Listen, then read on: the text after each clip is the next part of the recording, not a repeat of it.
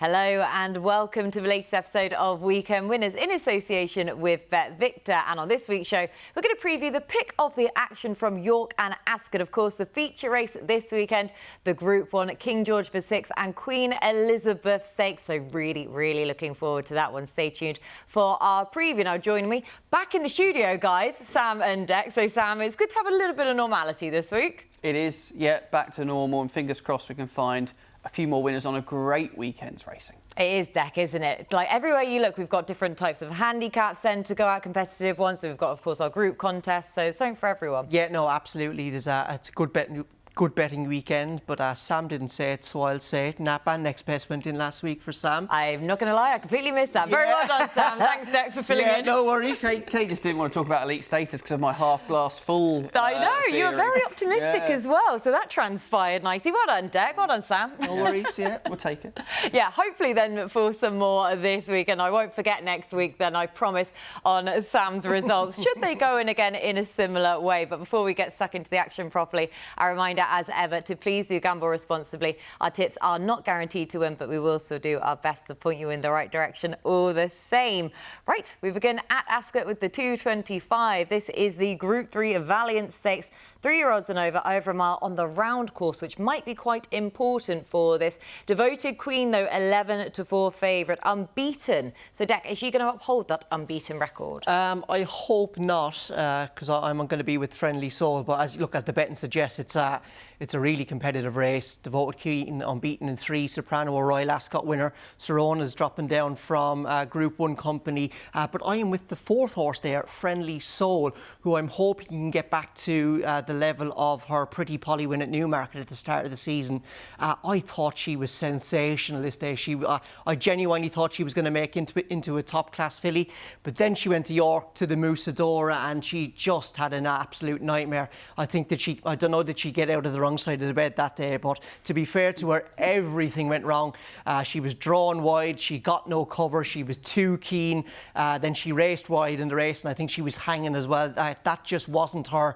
But I think her run in the Pretty Polly at Newmarket, I think that is the single best piece of form in this race here, to be honest. And, you know, it's a race that's worked out really well. Calpana, who she beat that day, has franked the form. Now, she is on a bit of a recovery mission. I'm hoping the Gosdens can work their magic and get a bit of a renaissance into Friendly Soul. But I think with her dropping in trip drawn in 2, I'm hoping Kieran Schumacher makes plenty of use in her, because if you compare the run in the Pretty Polly, that was a strongly run race, and she looked to thrive off it, looked a big high cruiser. But then at York in the Musador, that was a tactical run race and it just didn't seem to suit her. So with her dropping in trip, I'm hoping Kieran Schumacher guns her from the start and makes a good even gallop and just let her express herself. Yeah, at least she'll settle that way as well if she's just allowed to use herself that bit more. And like I say, at every part of that race, it was too bad to be true, wasn't it? But now you're being compensated in the price somewhat at 5-1 for Friendly Soul in the Valiant Stakes, Sam. So Dec taking on the head of the market, you likewise? Dec teed that up really nicely. I like his selection, but I kind of decided to play it a little bit safer.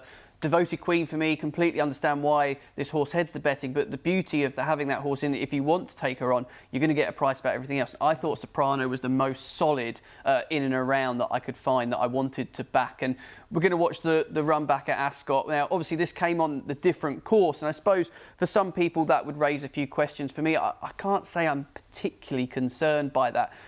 I still think that this horse is an absolute star. And to win that race off the mark that she was running off, I definitely think there's a real calibre of horse here, proven, very gutsy. You know, she's only 3, but she's had more runs than most of these in here, and I'm a big fan. And I just, for me, felt like that was going to be where I wanted to come down on.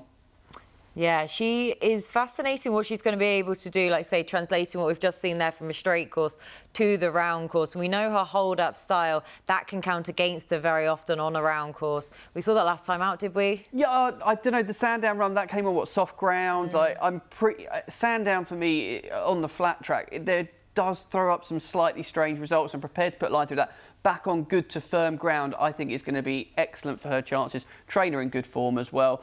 I just felt Devoted Queen, I kind of can let the price go at around 11-4, and I thought Soprano was the solid option. Are you going to do a Stuart Machin and say Soprano hits the high notes if she wins? I'll leave the dreadful puns to you, Dec. was Stuart Majors, that wasn't me. Really quote unquote is all it is. on. Dec will quote any commentator, and that is one of his weird, unique talents that I can definitely vouch for. I won't be quoting any commentators, but I will be quoting Sam, though. Everything that he's just said about Soprano, totally agree here. Devoted Queen, she's a price that she is, which allows us that bigger price, I think, 3-1 about Soprano, who has got the proven form in the book, where I know I was slightly disappointed with her last time out, so I'm aiming to claw back some of that from last time. But Sam, you just said it yourself, at Sandown, soft ground, and very often this season at Sandown on that track, we have seen the pace really holding up. It was always going to count against us slightly because of that. You knew you were going to have to take your medicine, but even so, though, I was slightly disappointing. But given the good firm ground that she won on at Royal Ascot in the Sandringham, hopefully this better ground will see her in a better light as well. So Soprano for me and you, Dec. I am hoping for a Friendly Soul renaissance. Beautifully done. And we're all taking on Devoted Queen then at the head of the market in our opening contest, the Valiant Stakes. Let us know in the comments section below who you fancy for that Group 3 contest. Now we move on to the 3 o'clock at Ascot, a definite betting heat that we have to go at in this one. This is the International Stakes Heritage Handicap, 3-year odds and over 7 furlongs. So big betting race of the weekend. Carry the one, 9-2 favourite in here, Sam. He's been luckless on how many starts now, so I wouldn't be surprised if people aren't willing to side with him again at that price. Yeah, 9-2 looks fair enough, doesn't it, I suppose? And yeah, you can understand why this horse has been put in as favourite. Makes sense to me, and as you've alluded to, arguably been very unlucky at times. Pat Dobbs back on. I kind of understand why, but at 9-2 in a race of this nature, I just felt there'd be a bit of value. Obviously, you get the extra places in these kind of contests as well. And going through, I utilised the At the Races microsite deck. There you go. Sponsored by BETVICTOR, obviously. Excellent. Oh, wow, you two in partnership. I know, it's dangerous, isn't it? But like I say, the trends in there do point that you tend to want a 4-year-old for this race. There's 3 races that are noted in the trends that are pretty good. And Billy Yo finished second in that on just his first start at 7 furlongs, which is quite interesting for a horse that's been incredibly busy.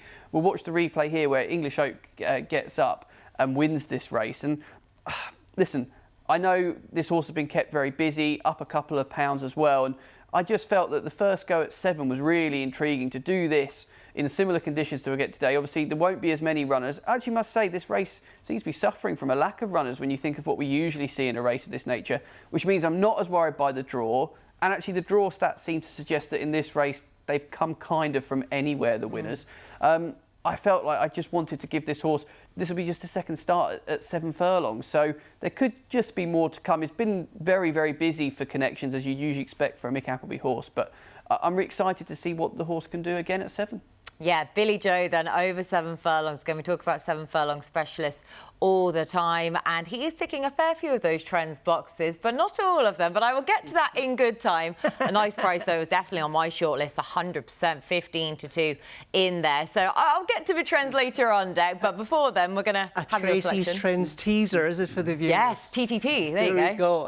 Yes, hopefully my horse will maybe at least make your shortlist. I'm with the good old boy Metal Merchant again. He's not even on the price list there. I think you can get 14 or 16 to 1 about the Channon trained horse. I just think the drop to 7 furlongs could be the key to this fella.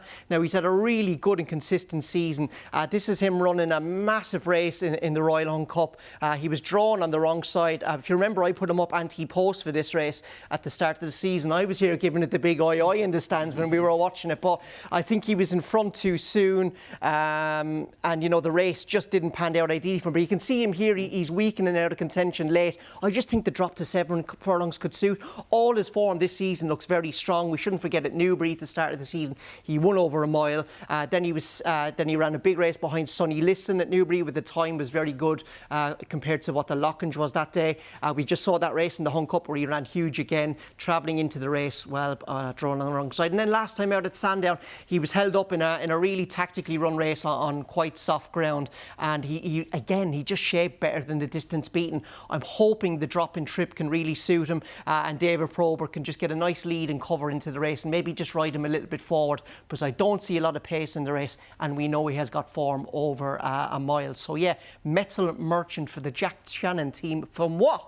Yeah, I thought Royal Ascot that you were onto a really good thing there. So Yeah, again, I was like, scoring some sort of thing back. Yeah, I was getting a little bit excited because he travelled into it so well. But did he make the Tracey's Trends shortlist? No, he did not. Okay, No, he's in the bar for a reason. Because, drum roll please, because we are bringing back Tracey's Trends. The clamours from the crowd there, definitely not the case. But we're going to go with it anyway. Tracey's Trends is back then, looking ahead to the International. And what a race this is for throwing up the trends. Now, as you can see, the last 5 winners of this race, the most notable thing of which, that last run, is all at Royal Ascot for all 5 of these. Now, it makes sense, though, of course, doesn't it? And if you go back further, then you're looking for your Newmarket 7 furlong contest, which, again, makes perfect sense. But Buckingham Palace then for Baradar, then fresh in the Wokingham.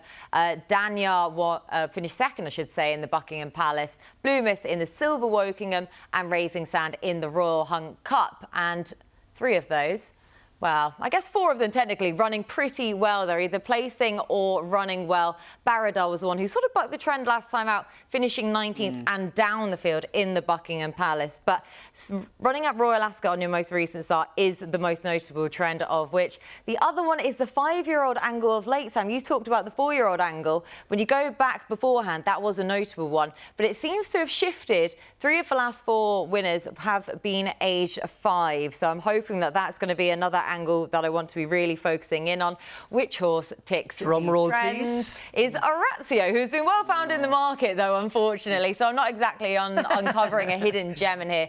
But Orazio for me. Now, this is the medicine you have to take with Orazio, is that he's a hold-up performer. He has to weave his way through the field, and very often he can get himself into a bit of trouble. But just look at him in this contest when he finished 3rd in the Wokingham. Now, he was outpaced over the 6 furlongs there. He's going to be trying the 7 furlongs for the first time. Now, what I tend to like is a 7 furlong specialist.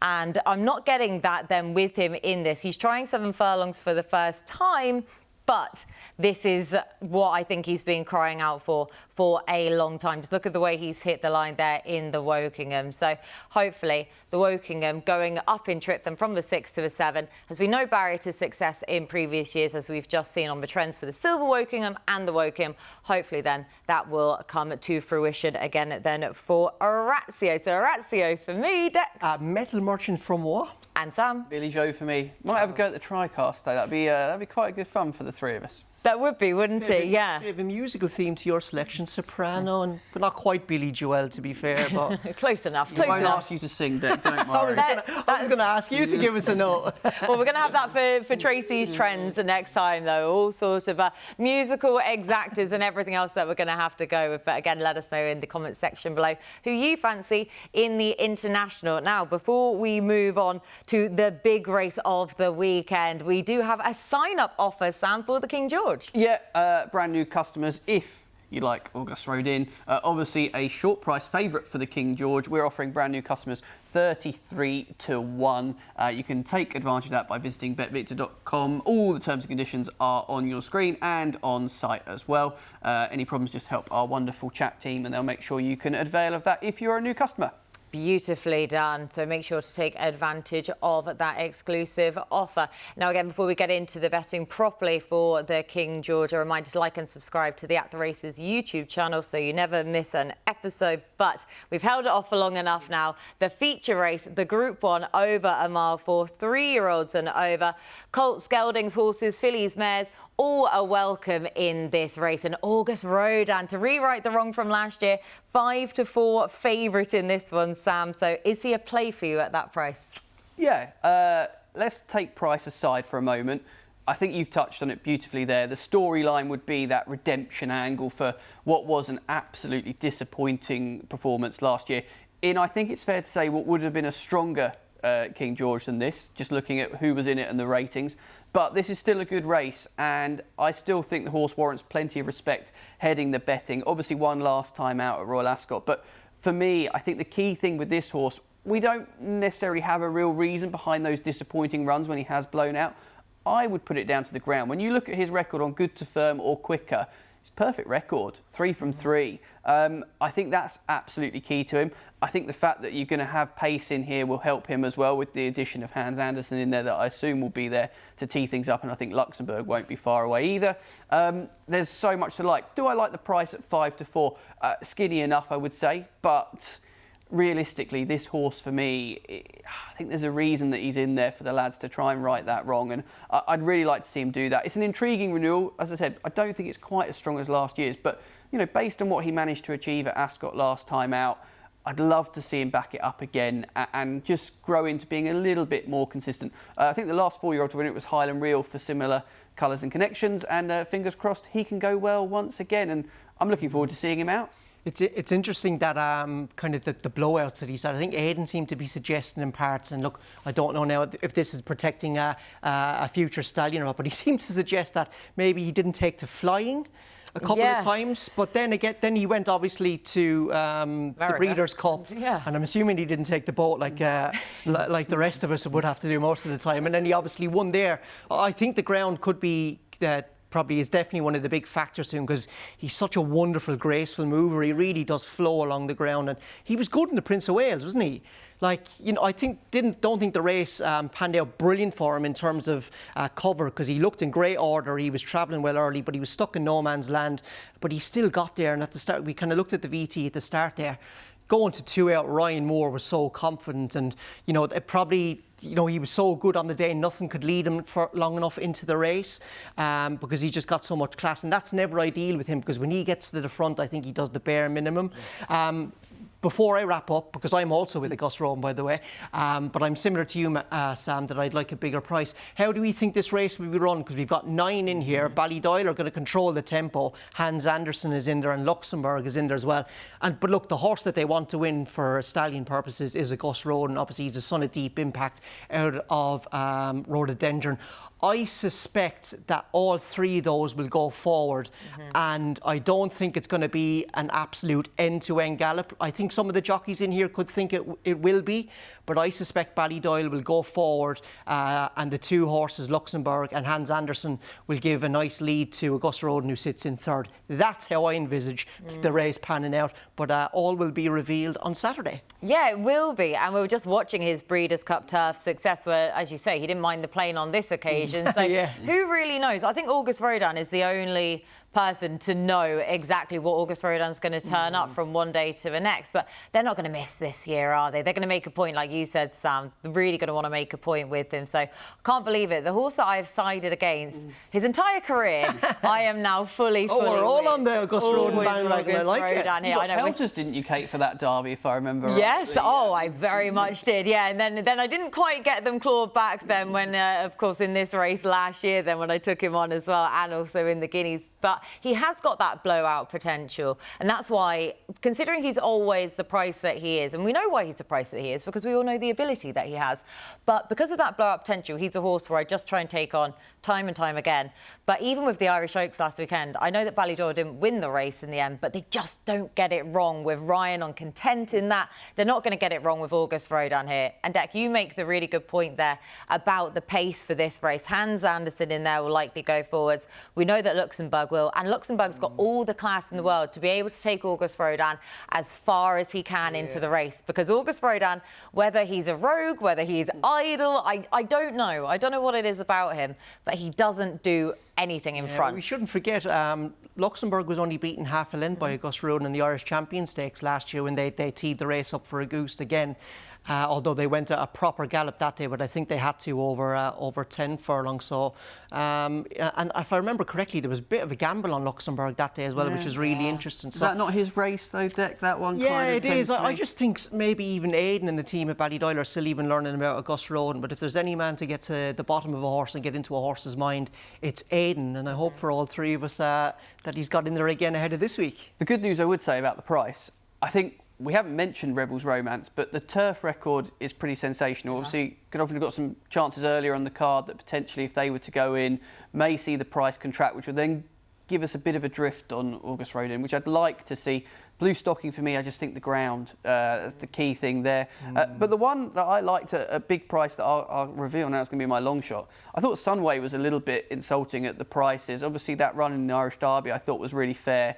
I know James Doyle's on rather than Sheen Murphy because he's riding Middle Earth, but I felt that I was looking for something at a bit of value if I was to have a long shot alternative from the favourite, and that's kind of where I came down on, hoping that as a 3-year-old could take another step forward. It's a big ask, but yeah, I'm with the favourite like the pair of you, so we're either going to look all very clever together or we're all going to be wrong. Or we're all just being really unoriginal and siding with the Fab then. Auguste Rodin had to rewrite the wrong from last year. Cannot wait for the race though, and how tactically it's going to play out as well. But again, let us know in the comments section below who you fancy for the King George. Are you with Auguste Rodin or are you willing to take him on? Now, we switch attentions to York for the 3:15. This is for the Group 2 York Stakes. 3-year-olds and over 10 furlongs. Now, Passenger is back after a setback. He's a 13-8 favourite in here then, Sam. So, again, do we know where we are fully with him? No, I really like him, but I thought this is actually a really interesting and tactically this is going to be fascinating as well, because I'll let Dec touch a bit more on it, but I thought the pace angle was a little bit curious here. And whilst 3-year-olds wouldn't have the strongest record in here, I don't think enough of them have tried it for me to put a line through King's Gambit.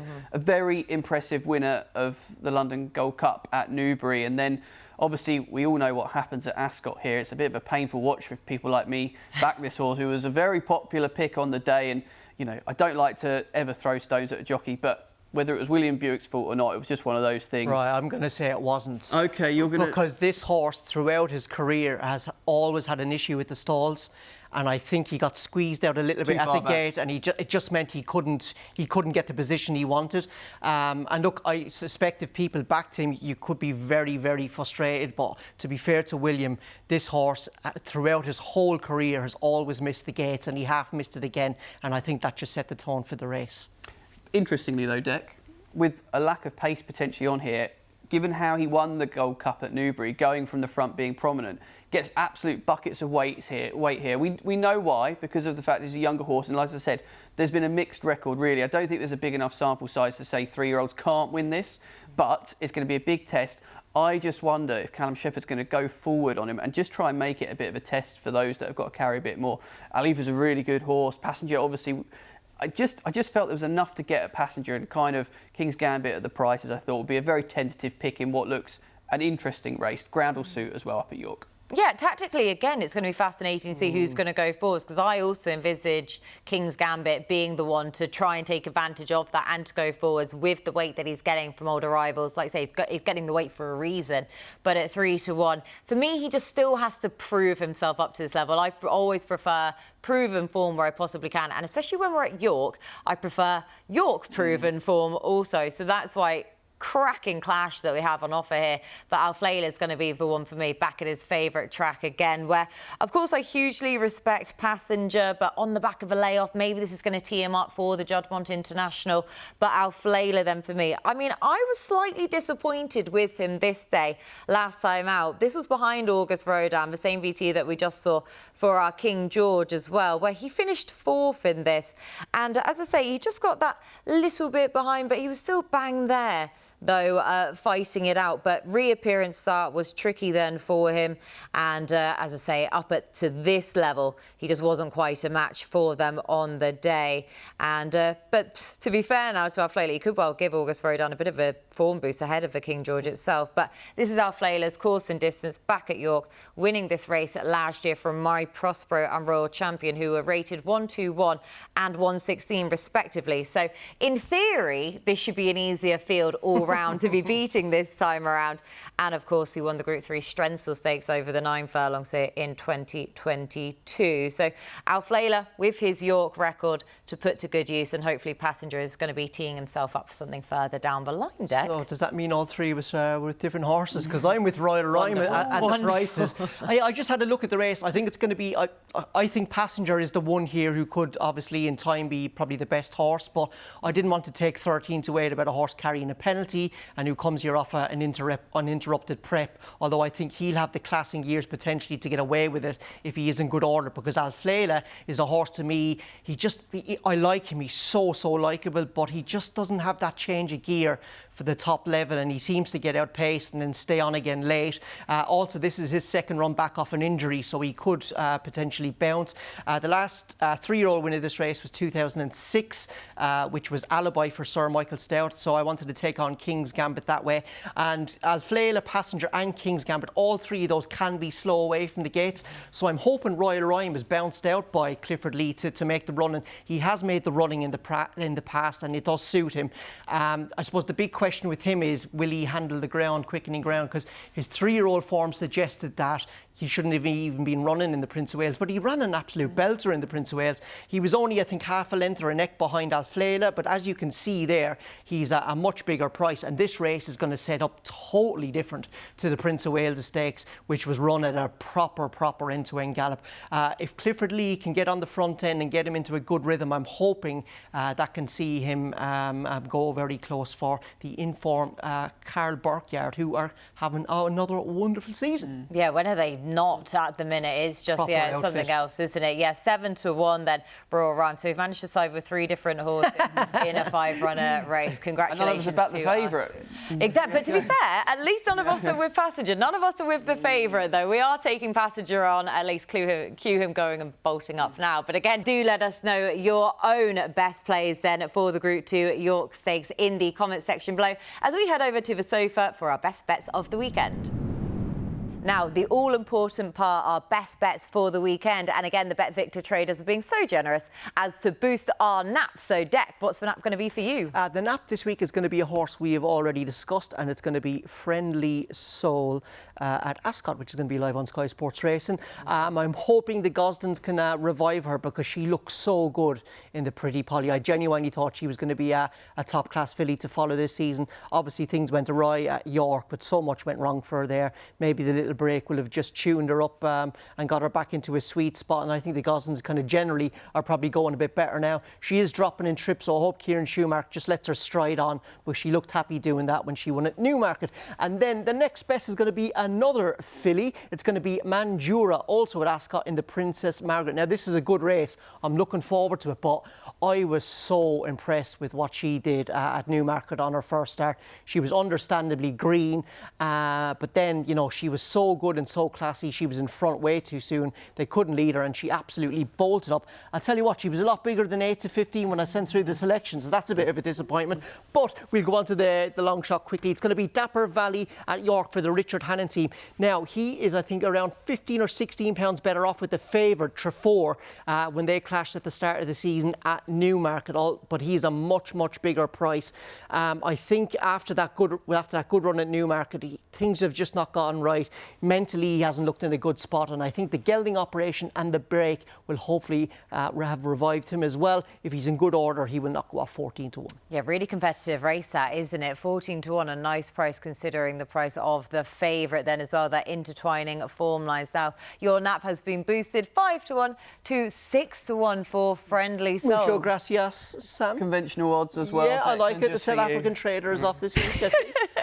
Conventional odds, we can deal with 6-1. And again, do head to the attheraces.com/weekend winners website or the QR code then on the screen to take advantage of that boost. Sam, who are we boosting for you? Yeah, I'm going to be turning the heat up on Declan with my nap, because I've gone to the 150 where he's gone for his next best, but we disagree here because I really fancy Simmering. Ryan Moore taking the ride for Ollie Sankstone. This horse obviously second in the Albany. I thought 2-1 was a very fair price, so fingers crossed I'm right and Dec's wrong on that one. My next best is Soprano. I'm hoping George Bowie in the same connections can repeat the effort from last week where my next best won. I really think she's got a cracking chance. I appreciate it's a different course to what she won over at Royal Ascot, but I just thought 3-1 was very fair. We've got the Godolphin horse in there making the market. And then Sunway, who is 12-1 on that graphic, the long shot. I think you might get a bit bigger on the day. David Minister is a horse trainer that I really respect, and I just feel this horse is the one in the field that there's definitely more to come. Only a 3-year-old, and obviously ran a good race, I thought, last time out in Ireland, and I felt just at that double figure price. If we can get slightly bigger, would be an each way dart in a competitive race where I think Auguste Rodin will take all the beating. What kind of voodoo magic is this? Sam's best bets, all beginning with S. The alliteration show this week. It is. Tracey's Trends teasers. Now we've got Sam simmering soprano in some way. Yeah, not too easy with me composites to say that quickly, one after the other. But we are boosting simmering, though, for you, though, as your nap. 2 to 1, 9 to 4, then. So you're getting a nice little boost. Obviously, been sweet talking the traders. Very well done to you, then, for that. Now, really excited for who my horse is going to be boosted, because my nap is going to be Auguste Rodin. Why not? If I'm going to side with this horse finally, why not go all in then and have him as my nap? But I also want him as my nap. This is a little bit tactical from me, because I want the boost for Auguste Rodin, because that price of 5 to 4 that we've got on the screen now, general price with BetVictor, is short enough for me. But he should just be the most talented horse in the race.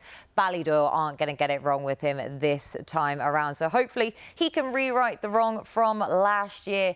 Now, my next best bet is going to be Orazio for all of the trend reasons we discussed earlier on.